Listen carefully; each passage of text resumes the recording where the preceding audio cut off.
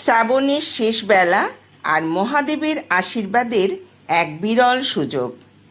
আপনি কি জানেন কেন 2026 সালের শ্রাবণ মাসটির আধ্যাত্মিক দিক থেকে এত গুরুত্বপূর্ণ? কারণ অনেক বছর পর আমরা পেয়েছি শ্রাবণের পঞ্চম সোমবার। কথিত আছে শ্রাবণের এই বিশেষ দিনটিতেই মহাদেব ভক্তদের সবচেয়ে কাছাকাছি থাকেন।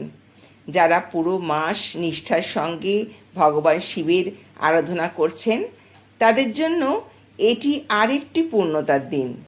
তবে এমন হয়তো অনেক মানুষ আছেন যারা বিশেষ কিছু কারণবশত পুরো শ্রাবণ মাস জুড়ে নিয়ম মেনে বাবার পুজো করে উঠতে পারছেন না। বন্ধুরা, শাস্ত্রমতে যদি কেউ সারা মাস পুজো করতে নাও পারেন, তবে শুধুমাত্র শ্রাবণের এই শেষ সোমবারে কিছু নিয়ম মেনে এবং কিছু নির্দিষ্ট বিশেষ দ্রব্য নিবেদন করে মহাদেবের আরাধনা করেন, তবে তিনি একদিনেই পুরো শ্রাবণ মাসের পূর্ণ ফল অনেকাংশে লাভ করতে পারেন। শেষ সোমবার হলো মহাদেবের কাছে নিজের সমস্ত কষ্ট সমর্পণ করার সবথেকে বড় সুযোগ। তাই আজকের এই ভিডিওতে আমরা জেনে নেব শ্রাবণ মাসের এই শেষ সোমবার কিভাবে আমরা ভগবান শিবের পূজা করলে তার আশীর্বাদ লাভ করতে পারব। পুজোয় এমন কোন বিশেষ দ্রব্য প্রয়োজন যা মহাদেবের অত্যন্ত প্রিয়? যারা ব্রত উপবাস রাখছেন তাদের উপবাস ভঙ্গের সঠিক নিয়ম কী? এই দিন কি খাবেন এবং কি খাবেন না, এই সমস্ত কিছুর বিষয় এই ভিডিওতে আপনাদের সামনে বিস্তারিত আলোচনা করব। বন্ধুরা, বাংলা পঞ্জিকা অনুসারে 31শে শ্রাবণ 1433, ইংরাজি 17ই আগস্ট হল শ্রাবণ মাসের পঞ্চম সোমবার। সকালে ঘুম থেকে উঠে সর্বপ্রথম স্নান সেরে শুদ্ধ বস্ত্র পরিধান করুন। তারপর সংকল্প গ্রহণ করুন যে আজ আপনি নিজেকে মহাদেবের পুজোয় নিয়োজিত করবেন। এই দিন সাদা বা হলুদ রঙের পোশাক পরা অত্যন্ত শুভ। পুজোর শুরুতে পুজোর সমস্ত উপকরণে গঙ্গা জল ছিটিয়ে নিন। পুজোর ফুল, বেলপাতা, মালা ইত্যাদিতে গঙ্গা জল, অগরু, কর্পূরের গুঁড়ো আর চন্দন লাগিয়ে নিন। হাতে সামান্য গঙ্গা জল নিয়ে আচমন ও বিষ্ণু স্মরণ করুন। প্রথমেই মহাদেবের উদ্দেশ্যে ধূপ এবং তেলের প্রদীপ জ্বালান। প্রদীপে সামান্য কর্পূরের গুঁড়ো দিয়ে দিন। তিলের তেল জোগাড় করতে না পারলে ঘিয়ের প্রদীপ জ্বালাতে পারেন। মহাদেবের অভিষেক করার জন্য একটি পাত্রে শিবলিঙ্গ, নন্দী মহারাজ, মহাদেবের ত্রিশূল এবং বাসুকীনাথ বসিয়ে দিন। অভিষেকের জন্য পঞ্চামৃতের 5টি উপাদান অর্থাৎ দুধ, দই, ঘি, মধু ও শর্করা একত্রিত করে অথবা পৃথকভাবে প্রতিটি উপাদান দ্বারা মহাদেবের অভিষেক করতে পারেন। এইভাবে অভিষেক করার পর পরিষ্কার জল দিয়ে অভিষেক করুন। সামান্য গঙ্গা জলে কর্পূর ও শ্বেতচন্দন মিশিয়ে অভিষেক করুন। অভিষেকের সময় ওং নমঃ শিবায় এই মন্ত্রটি জপ করতে থাকুন। অভিষেক সম্পন্ন হলে শিবলিঙ্গ, নন্দী মহারাজ, বাসুকীনাগ ও শিব ঠাকুরের ত্রিশূল সব কিছু ভালোভাবে ধুয়ে নিয়ে পরিষ্কার পাথর বাটিতে রাখুন। বন্ধুরা, অভিষেকের জলটা পরিবারের সকলের মাথায় ছিটিয়ে দিন এবং অতিরিক্ত জল থাকলে তা তুলসী গাছের গোড়ায় ঢেলে দিন। এবারে মহাদেবকে বস্ত্রস্বরূপ সাদা সুতো নিবেদন করুন। শিব ঠাকুরকে একটি পৈতে নিবেদন করুন। সাদা চন্দন দিয়ে ত্রিপুণ্ড অঙ্কন করুন। সাদা চন্দন লাগানো আকন্দ ফুলের মালা, নীল অপরাজিতা ফুলের মালা, নিখুঁত বেলপাতা, বিভিন্ন সাদা ফুল, ধুতুরা ফল, দূর্বা, সিদ্ধিপাতা, ভস্য, গোটা আতপ চাল একে একে ওং নমঃ শিবায় মন্ত্র জপ করতে করতে নিবেদন করুন। এবারে ফুল, বেলপাতা সহযোগে 3 বার পুষ্পাঞ্জলি নিবেদন করুন। শিবপুরাণে শ্রাবণ মাসে মহাদেবকে বিশেষ শস্য সহযোগে পুজো করার কথা বলা হয়েছে এবং প্রত্যেক শস্য নিবেদনের আলাদা তাৎপর্য উল্লেখ আছে। শ্রাবণ মাসের পঞ্চম সোমবারে যে বিশেষ শস্য আমরা মহাদেবকে নিবেদন করব তা হলো ছোলার ডাল।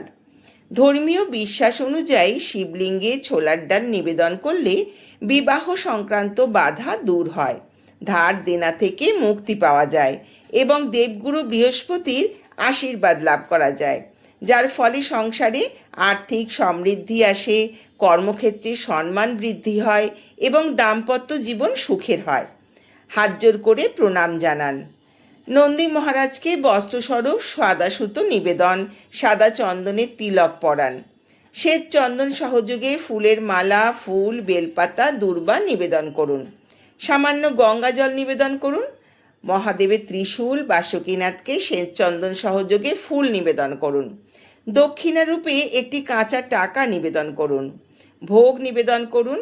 সাদা মিষ্টান্ন, গোটা 5 ফল এবং পানীয় জল নিবেদন করুন। যদি আপনারা শিবলিঙ্গ স্পর্শ না করিয়ে ফল মিষ্টি নিবেদন করেন, তবে তা সপরিবারে গ্রহণ করতে পারেন। এরপর ধূপ, ঘিয়ের প্রদীপ, তেলের পঞ্চপ্রদীপ, কর্পূর সহযোগে আরতি করুন। ঘণ্টা, বাদ্য এবং শঙ্খ বাজান। পুজো সম্পন্ন হলে ওং নমঃ শিবায় বা মহামৃত্যুঞ্জয় মন্ত্র যে কোনো একটি 108 বার জপ করুন। সব শেষে মহাদেবের উদ্দেশ্যে প্রণাম নিবেদন করুন। পূজায় কোনো ভুল ত্রুটি হয়ে থাকলে তার জন্য ক্ষমা প্রার্থনা করুন। বন্ধুরা, পুজোর সময় যে কটি বিষয় বিশেষ করে খেয়াল রাখবেন তা হলো, বেলপাতা অর্পণের সময় পাতার মসৃণ দিকটি যেন শিবলিঙ্গের গায়ে স্পর্শ করে থাকে। আর ধুতুরা ফল অর্পণ করার অর্থ আমাদের মনে যে সমস্ত বিষ অর্থাৎ রাগ, জেদ, নেতিবাচকতা আছে তা মহাদেবের চরণে সমর্পণ করা। তাই ধুতুরা ফল নিবেদনের সময় নম্র এবং ভক্তি সহকারে তা নিবেদন করুন। আরেকটি অত্যন্ত শক্তিশালী বিষয় পারলে অবশ্যই করুন। একটি গোটা জটাধারী নারকেল অর্থাৎ ছোবড়াযুক্ত নারকেল এবং 1 টুকরো কর্পূর নিজের 2 হাতে ধরে চোখ বন্ধ করে গভীর শ্বাস নিয়ে নিজের জীবনের সমস্ত ভয়, অর্থকষ্ট, রোগ, বাধা বিপত্তি, সমস্ত নেতিবাচকতা ওই নারকেলের মধ্যে সমর্পিত করুন এবং এরপরে এই কথা মনে মনে জানিয়ে বাবার চরণে এটি সমর্পণ করুন এবং কর্পূরটি জ্বালিয়ে আরতি করুন। এতে আপনি এক অদ্ভুত শান্তি অনুভব করবেন। এবার বন্ধুরা জেনে নেব মহাদেবের এই পুজো কখন করবেন। আপনি সকালবেলায় যেমন এই পুজো করতে পারেন, তেমনি সন্ধেবেলাতেও এই পুজো করতে পারেন। তবে সকালবেলা যদি এই পুজো সম্পন্ন করে থাকেন, তবে সন্ধেবেলায় মহাদেবের উদ্দেশ্যে আরও একবার আরতি প্রদান করুন এবং তার সঙ্গে শ্রাবণ সোমবারের ব্রত কথাটি অবশ্যই শ্রবণ করুন। এবার আরেকটি গুরুত্বপূর্ণ বিষয় জেনে নেব। যারা ব্রত বা উপবাস রাখছেন তারা ভাত, রুটি, ডাল, সাধারণ লবণ সম্পূর্ণ পরিহার করবেন। আমিষ আহার, পেঁয়াজ বা রসুন ইত্যাদি বর্জনীয়। এমনকি যারা উপবাস করছেন না তাদের এই দিনে শুধুমাত্র সাত্ত্বিক আহার গ্রহণ করা উচিত। যারা ব্রত করছেন ব্রতীরা সারাদিন ফলাহার করতে পারেন। সাবুদানা, মাখানা বা সিদ্ধ আলু খেতে পারেন। রান্নায় বা ফল খাওয়ার সময় সাধারণ লবণের পরিবর্তে অবশ্যই সৈন্ধব লবণ বা রক সল্ট ব্যবহার করুন। যে কোনো ব্রতের সম্পূর্ণ ফল তখনই মেলে যখন তা সঠিক নিয়মে ভঙ্গ বা পালন করা হয়। শ্রাবণী অমাবস্যা যারা ব্রত রাখেন তাদের উপবাস ভঙ্গ করা উচিত সন্ধ্যের সময় অর্থাৎ প্রদোষকালে। বলা হয় সন্ধে পুনরায় স্নান করে হাত মুখ ধুয়ে মহাদেবের সান্ধ্য আরতি দর্শন করে ব্রতভঙ্গ করা উচিত। ব্রতভঙ্গের সময় প্রথমেই অন্ন গ্রহণ করবেন না। প্রথমে মহাদেবকে নিবেদন করা প্রসাদ বা চরণামৃত গ্রহণ করুন। এরপর সাত্ত্বিক আহার গ্রহণ করে উপবাস ভঙ্গ করবেন। বন্ধুরা, প্রতিবেদনে উল্লিখিত পূজাবিধি প্রচলিত ধর্মীয় এবং জ্যোতিষ বিশ্বাস নির্ভর। এর বৈজ্ঞানিক নিশ্চয়তা নেই। অসুস্থ, গর্ভবতী বা নিয়মিত ওষুধ সেবনকারী ব্যক্তিরা উপবাসের আগে চিকিৎসকের পরামর্শ নিন। আশা করি বন্ধুরা ভিডিওটি আপনাদের সমৃদ্ধ করেছে।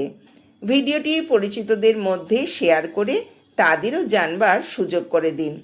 চ্যানেলে নতুন হয়ে থাকলে চ্যানেলটি সাবস্ক্রাইব করে পাশে থাকবেন। সকলে সুস্থ থাকবেন, ভালো থাকবেন। ধন্যবাদ। আসছি পরবর্তী আরেকটি নতুন ভিডিও নিয়ে।